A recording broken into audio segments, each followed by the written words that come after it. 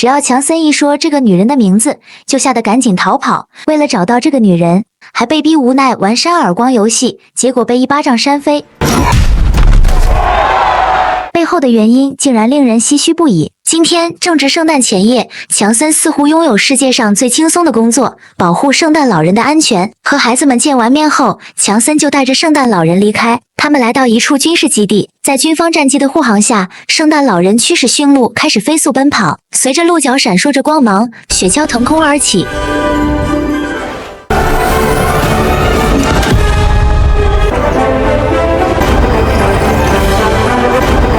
他们迅速朝着北极方向驶去。不久后，圣诞老人按下按钮，一道隐蔽的屏障打开，这里正是圣诞老人的总部。里面还居住着传说中的生物。这里是传说中的神话世界，大家也忙碌地准备着今年的圣诞礼物。原本以为这将是一个平凡的圣诞节，但强森却突然提出了辞职。近年来，坏孩子越来越多，而重复的工作也让他心生厌倦。无奈，圣诞老人只能同意强森的申请，但是要求他完成今年圣诞节的最后一次护送。于是强森只好同意。随后，他来到街道散心，突然他看到圣诞老人房间有灯光闪烁，疑似发生了枪战。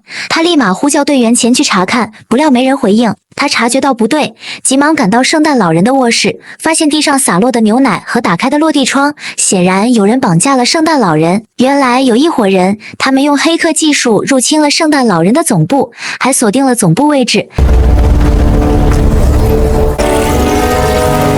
Get to it, lads! 他们切开了防护罩，抓走了圣诞老人。强森毫不犹豫地纵身一跃，沿着飞檐走壁一路追赶。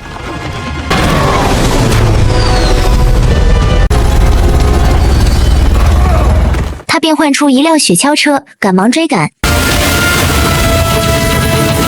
凭借对地形的熟悉，故意驶向一旁的雪山，然后引发了雪崩，很快将敌人的车子吞没。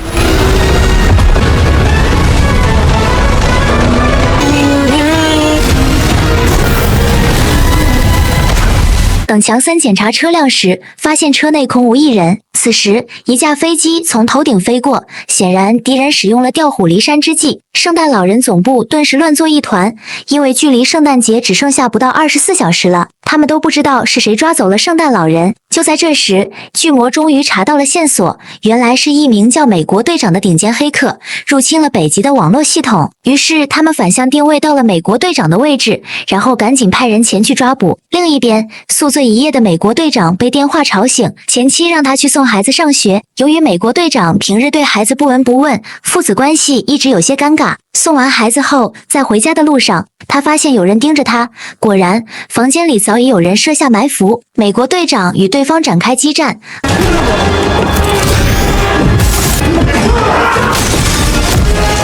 而他们显然低估了美国队长的战斗力。眼看敌人不断涌来，美国队长打开窗子，纵身一跃，跳向另一栋大楼，然后抱着管道逃走。就在他以为已经逃脱之际，然后把他抓回了军事基地审问。士兵们搬下一座木箱，里面装的正是美国队长。紧接着，联邦局长佐伊出现，表示他们隶属于神话世界的组织。美国队长还以为对方在开玩笑，但下一秒他不得不相信了佐伊的话。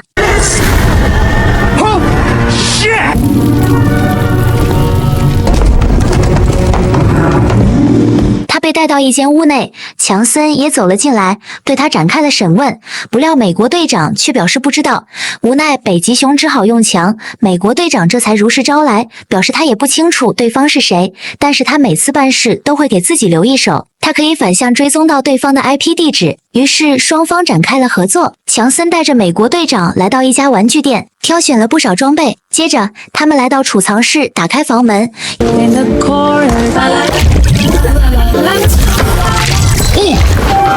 原来这里竟是一处传送入口，瞬间来到了另一座城市。只见强森将玩具车放在地上，而他手臂上的装置能将玩具变成现实中的装备。在路上，强森跟美国队长解释这一切。圣诞老人是宇宙中神奇的能量，他有一份名单，知道星球上所有人的作息时间，可以横跨地球37个时区，在圣诞节这天晚上，在不被发现的情况下，给地球所有人分发礼物和快乐。他的任务是保护圣诞老人的安全，所以必须要找到圣诞老人，才能完成圣诞节这天的任务。随后，两个人来到了一处海边派对。美国队长通过反向定位追踪，找到了雇佣自己的男人，但他的身边簇拥着许多保镖和美女。强森径直走了过去，保镖们见状立刻将他团团围住，于是双方展开了激烈的战斗。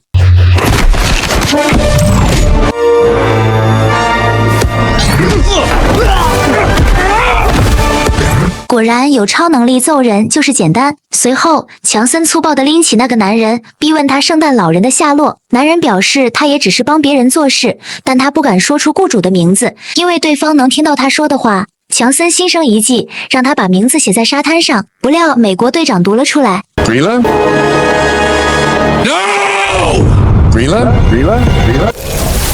突然，天气变得风云变幻，男人被远程附体。他告诉强森，圣诞老人有一批坏孩子的名单，与对所有人都一视同仁的圣诞老人不同，他眼里容不得沙子，于是把圣诞老人抓走，不断抽走圣诞老人的神力，准备批量制作魔法水晶球。他要用魔法水晶球把所有的坏孩子封印起来，这样世界才能变得更好。强森立刻明白，这一切的幕后黑手就是圣诞女巫格里拉。突然，一辆破破烂烂的冰淇淋车从海底钻了出来。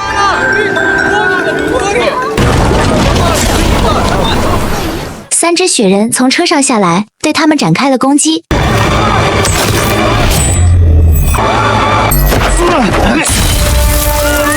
强森让美国队长赶紧逃跑，不料还是被雪人拦住了去路。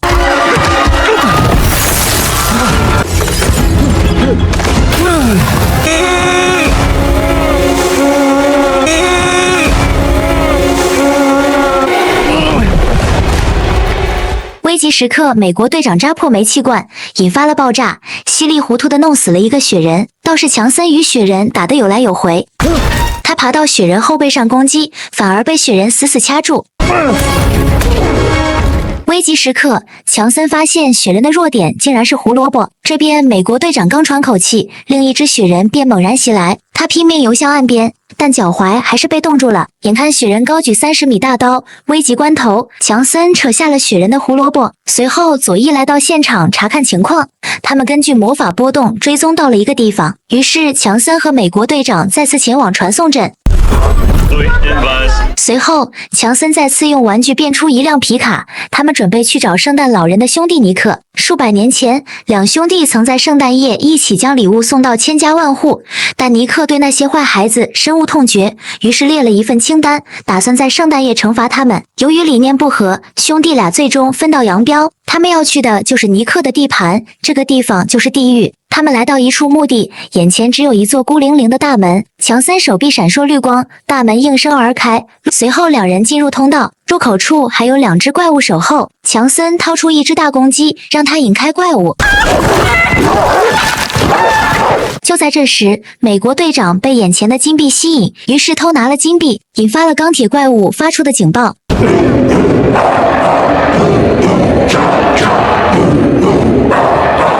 传说中的独眼巨人与美杜莎冲了出来，从他口袋里搜出金币。倒霉的两人还没见到尼克，就被关进了监狱。很快，两人被带到了尼克面前，他正在与手下玩扇耳光的游戏。They're playing crapper slop.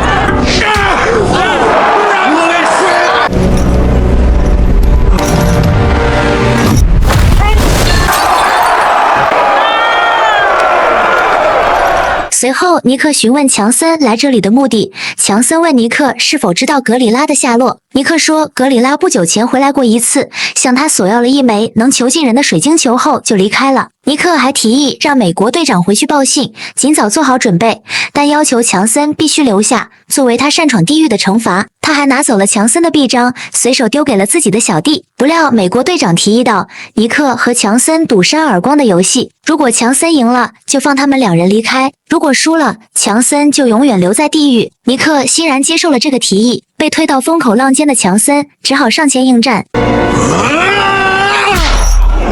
My turn!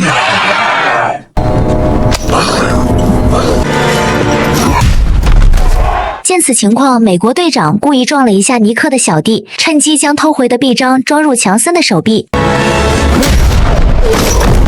强森马上召唤出2个机器人，现场突然一片混乱，两人趁乱从空间通道成功逃脱。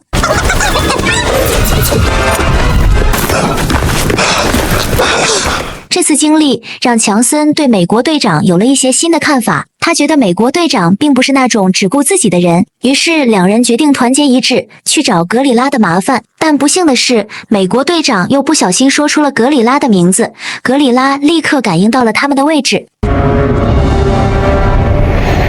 两人急忙驱车离开，但一台自行演奏的钢琴挡住了去路。更诡异的是，钢琴上还放着一个礼物，署名是美国队长。他们打开盒子，里面是一个闪着红光的水晶球，两人都不敢碰它。就在这时，美国队长的儿子打来视频，儿子愤怒地表示，既然不愿花时间陪他，就不要送这种破水晶球来。不料儿子刚接触水晶球就被吸了进去。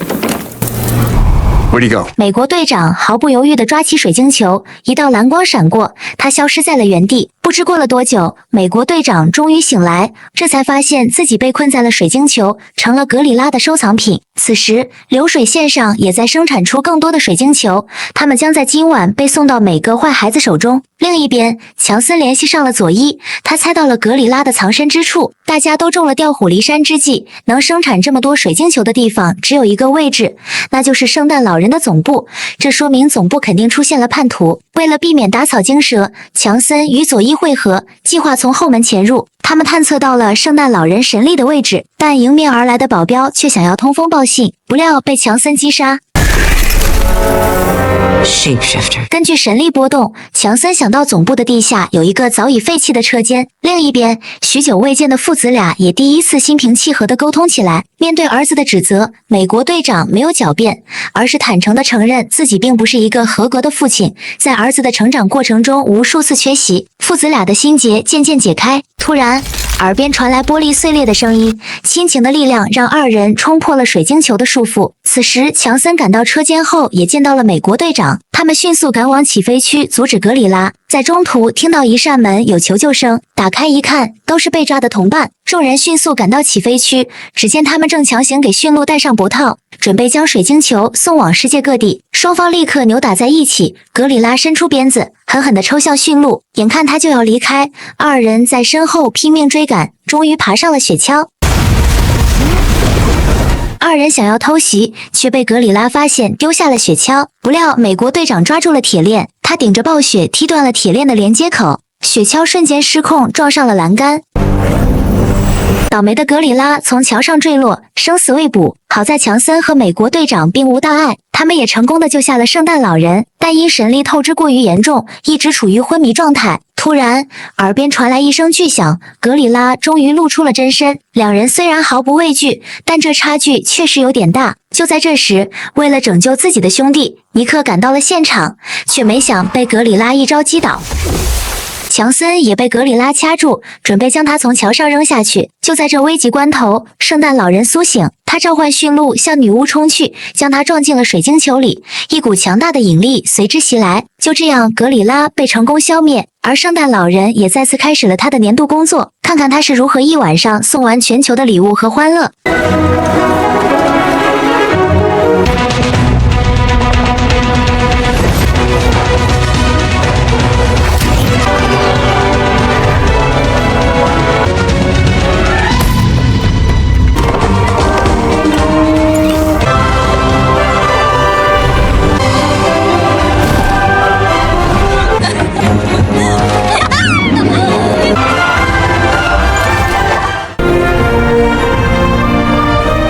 就这样，圣诞老人把快乐传递给了大家。